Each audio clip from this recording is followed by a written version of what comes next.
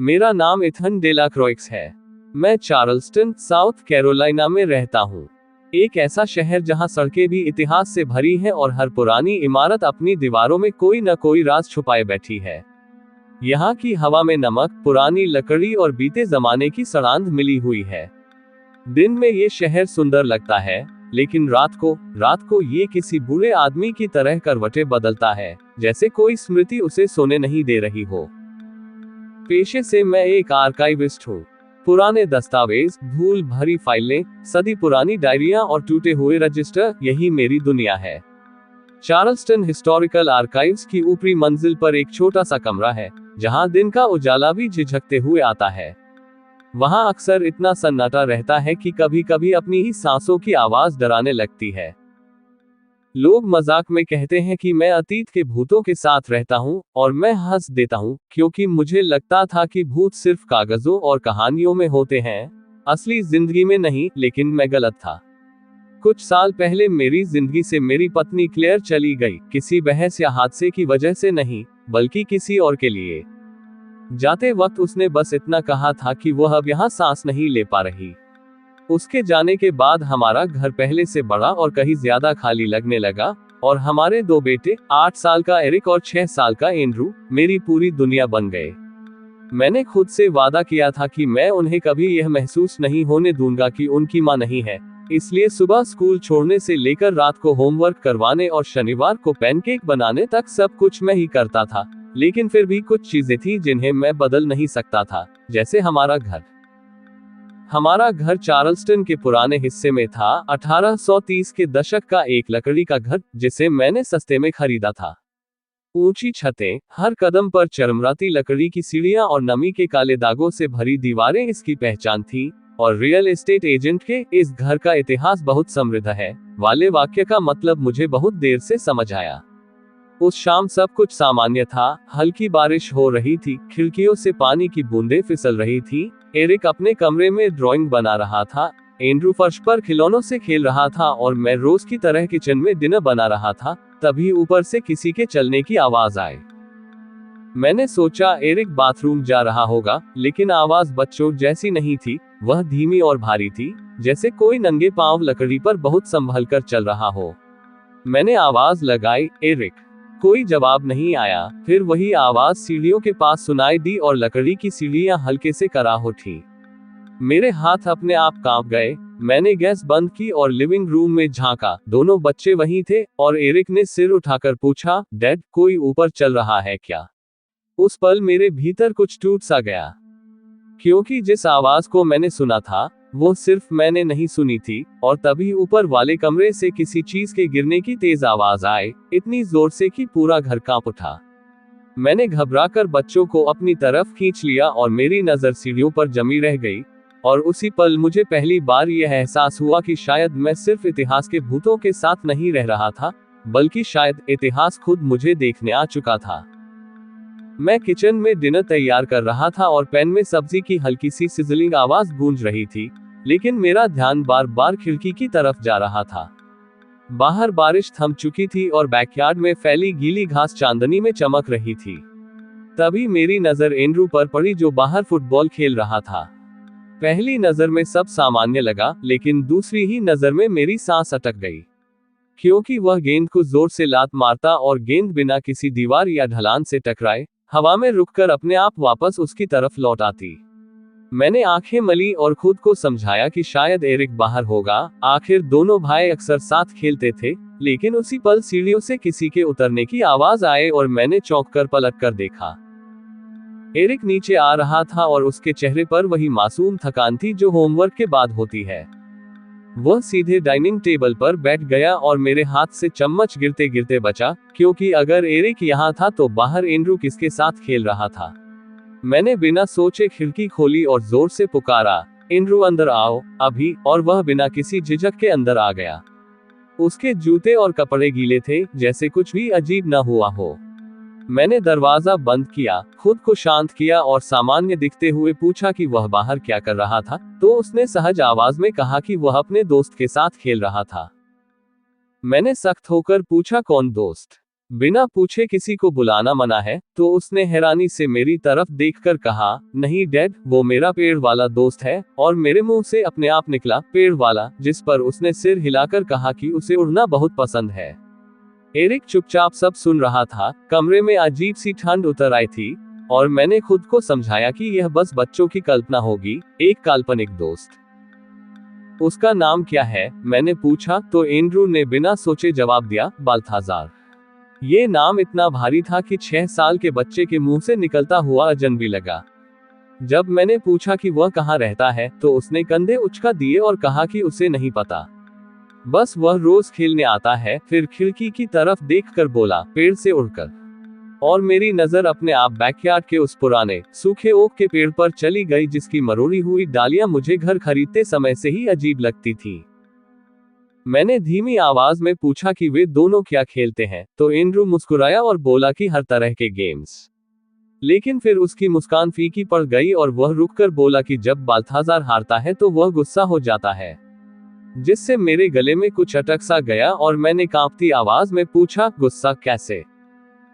Andrew ने मेरी तरफ देखकर कहा, और हाथों से हवा में ऊपर की ओर इशारा करते हुए बोला, तब वो मुझे उड़ाता है। वह खुद नीचे रह जाता है और अकेले खेलता है। और उसी पल मेरे पूरे शरीर में सिहरन दौड़ गई। उड़ाता है, मैं कुछ कह पाता उससे पहले ही हंसी की आवाज आए, लेकिन ये बच्चों की नहीं बल्कि किसी तीसरे की थी, भारी, खुरदुरी और बहुत पास से आती हुई। मैंने झट से खिड़की की तरफ देखा तो बैकयार्ड खाली था और पेड़ अपनी जगह स्थिर खड़ा था, मगर उसकी एक डाल धीरे धीरे हिल रही थी, जबकि हवा बिल्कुल नहीं चल रही थी। और तभी एंड्रू ने फुसफुसाकर कहा, डैड, वो यही है। और उस पल मुझे समझ आ गया कि यह कोई काल्पनिक दोस्त नहीं था, बल्कि कुछ ऐसा था जो हमारे घर को पहले से जानता था। वो है डैड, एंड्रू ने बेहद सामान्य लहजे में कहा, जैसे मौसम की बात कर रहा हो, और बोला कि वह उसे खेलने के लिए बुला रहा है, जबकि उसकी आंखें मेरी तरफ नहीं थी बल्कि दरवाजे के पास हवा में किसी खाली जगह को देख रही थी। मैं कुछ पल चुप रहा, खुद को ये समझाते हुए कि यह सब कल्पना है और अगर मैं डर दिखाऊंगा तो बच्चे और डरेंगे। इसलिए खुद को मजबूत करते हुए मैंने कह दिया, ठीक है, उसे अंदर बुलाओ, डिनर करने दो। और ये शब्द निकलते ही मुझे पछतावा हुआ, लेकिन तब तक बहुत देर हो चुकी थी। एंड्रू बिना कोई सवाल किए कुर्सी से उतरा, धीरे धीरे दरवाजे तक गया, उसे खोला और हवा में हाथ उठाकर किसी अनदेखे को इशारा किया। न कोई शब्द, न कोई आवाज, बस एक विनम्र सा संकेत, जैसे किसी पुराने दोस्त को अंदर आने का रास्ता दिखाया जा रहा हो। फिर वह मुड़ा, दरवाजा बंद किया और चुपचाप वापस आकर अपनी कुर्सी पर बैठ गया।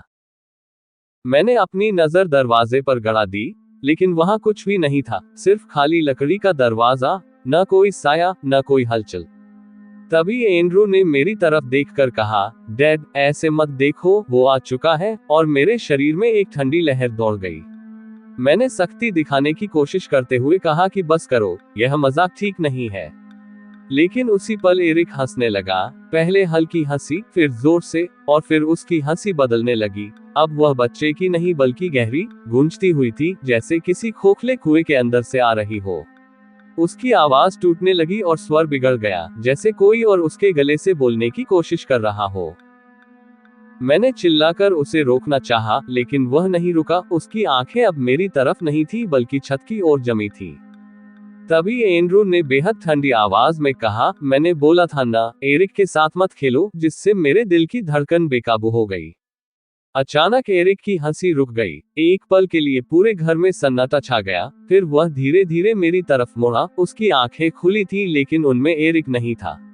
वह उठा, मेरे पास आया और मेरा हाथ पकड़ लिया। उसकी पकड़ ठंडी और गीली थी, जैसे बहुत देर से पानी में डूबा रहा हो। और फिर उसने भारी, भीगी और अजनबी आवाज में कहा, तुम भी उड़ना चाहते हो? मेरे कानों में जैसे तेज सीटी गूंज उठी और उसी के साथ फिर से वही राक्षसी हंसी फैल गई, इतनी जोर से कि दीवारें कांप उठी और लाइट हल्की सी झपकने लगी।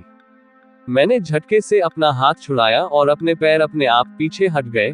मैं कुछ सोच या समझ नहीं पाया, बस भागा, सीढ़ियां चढ़ता हुआ अपने कमरे में घुसकर दरवाजा जोर से बंद किया। लेकिन नीचे से अब भी हंसी की आवाज पूरे घर में गूंज रही थी, जैसे वह सीढ़ियों पर चढ़ रही हो या दरवाजे के बाहर खड़ी हो। मैं बिस्तर के पास जमीन पर बैठ गया और कान बंद कर लिए। पता नहीं कितना वक्त बीता, धीरे धीरे हंसी थम गई और घर फिर से शांत हो गया, लेकिन वह शांति सामान्य नहीं थी, जैसे किसी ने अभी अभी कुछ छोड़ दिया हो। और उस रात मुझे पहली बार यह एहसास हुआ कि बाल्थाजार खेल नहीं रहा था, वह किसी को चुन रहा था। जब मैं नीचे लौटा तो घर वैसा ही था जैसे कुछ हुआ ही नहीं। टीवी ऑन था, वीडियो गेम की आवाजें गूंज रही थी और एरिक व एंड्रू सोफे पर बैठे हंस रहे थे। मैं वहीं खड़ा रहा कई सेकंड तक, उनके चेहरे सामान्य और मासूम दिखाई दिए। मैंने खुद को समझाया कि शायद मैं थक गया हूँ, ज्यादा काम और अकेलापन दिमाग के खेल कर रहे हैं। उस रात दरवाजे लॉक किए, खिड़कियों पर पर्दे खींच दिए और किसी तरह सो गया। अगले दिन मैं काम से जल्दी लौट आया। घर में घुसते ही सब कुछ ठीक लगा, न ठंड, न अजीब आवाजें, न पेड़ की हरकत।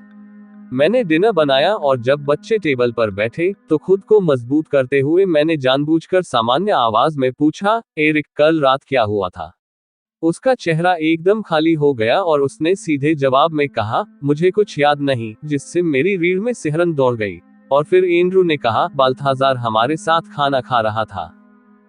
और मैंने चम्मच रख दिया। नहीं, मैंने धीरे कहा, वो टेबल पर आया ही नहीं था। लेकिन एंड्रू ने मेरी तरफ देखकर कहा, नहीं डैड, आपने ही तो कहा था उसे बुलाने को, और वो आ गया था, जिससे मेरा दिल जोर से धड़कने लगा। मैंने पूछा कि जब वह आता है तो वे क्या करते हैं, और एंड्रू ने बिल्कुल उसी लहजे में दोहराया कि वह पेड़ से उड़कर आता है, वे खेलते हैं, और जब वह हारता है तो उसे उड़ाता है और खुद नीचे रह जाता है। मेरी हथेलियां पसीने से भीग गईं, और मैंने पूछा कि कल एरिक के साथ क्या हुआ था। तो एंड्रू ने एरिक की तरफ देखा और बोला कि बाल्थाजार उसे पसंद नहीं करता, इसलिए उसने एरिक को उड़ाया और खुद आकर उनके साथ बैठ गया। मेरे कानों में शोर गूंजने लगा और मैंने लगभग फुसफुसाकर एरिक से पूछा कि उसे कुछ याद है, तो उसने सिर हिलाया। नहीं डैड, मैं बस इतना याद कर पा रहा हूँ कि आप टेबल पर थे, मैं खा रहा था, फिर सब काला हो गया, और जब आंख खुली तो आप ऊपर थे, कहकर एरिक ने मेरी अंदर कुछ टूटने जैसा एहसास दिलाया। ये सिर्फ डर नहीं, बल्कि यह एहसास था कि मैं अपने ही बच्चों को पहचान नहीं पा रहा। मैंने कड़कती आवाज में एंड्रू से पूछा, ये बाल्थाजार है कौन? वह चुप हो गया और काफी देर बाद बोला, डैड, आपको वो घर याद है न, जो कुछ साल पहले जला था? मेरे पेट में मरोड़ उठी। हाँ, वह हादसा जो पूरे चार्ल्सटन को हिला देने वाला था। एंड्रू ने कहा, उसमें 2 बच्चे मारे गए थे, वह लड़का ही बाल्थाजार है, जिससे मेरी सांस रुक गई। मैंने पूछा, तुम्हें ये किसने बताया? उसने कहा, बाल्थाजार ने। वो रात को पेड़ से उतरता है और आपको देखता है। मैं उसे मना करता हूँ, कहता हूँ डैड डर जाएंगे, लेकिन वो नहीं मानता। मेरे हाथ बर्फ जैसे ठंडे हो चुके थे। मैंने कांपती आवाज में पूछा, उस आग के बारे में उसने क्या बताया? एंड्रू ने बिना भाव बदले कहा, उसने कहा एक रात उसे आवाजें आई। उसने देखा उसके डैड जमीन पर मरे पड़े थे और 2 आदमी उसकी माँ की गर्दन काट रहे थे। वह और उसकी बहन अलमारी में छुप गए। बहुत देर तक कुछ नहीं हुआ, फिर धुआं भर गया और गर्मी बढ़ने लगी। उसने अपनी छाती पर हाथ रखा और आगे कहा, और जब उसका शरीर जलने लगा, तब वह सो गया। इसके बाद कमरे में मौत जैसी खामोशी छा गई। मुझे अब बाल्थाजार की पूरी कहानी पता है, लेकिन मैं एक पिता हूँ, लेकिन अब मुझे नहीं पता कि मेरे बच्चे सच में अब भी मेरे बच्चे हैं या नहीं। मैं हर रात जागता हूँ, हर छोटी आवाज पर चौंक जाता हूँ, और कभी कभी मैं भी सपने देखने लगता हूँ, जैसे मैं बहुत ऊंचा उड़ रहा हूँ, बहुत दूर। नीचे मेरा घर छोटा होता जा रहा है, पेड़ मेरी ओर बढ़ते हुए से लगते हैं, और फिर अचानक मैं गिरने लगता हूँ, तेज, अंतहीन। नींद खुलती है तो मैं अपने बिस्तर पर होता हूँ, लेकिन नीचे बैकयार्ड से हंसी की आवाज आती है और उसी के साथ एक फुसफुसाहट सुनाई देती है, अब आपकी बारी है, इथन। मैं जानता हूँ कि जिसे हम उड़ना कहते हैं वो असल में हमारे शरीर से हमारी आत्मा को अलग करने की प्रक्रिया है। बाल्थाजार, वो अब भी उस पेड़ पर है, लेकिन ये नहीं पता कि उसका असल शिकार है कौन। मैं बस अपने परिवार को अभी भी बचाने का रास्ता ढूंढ रहा हूँ।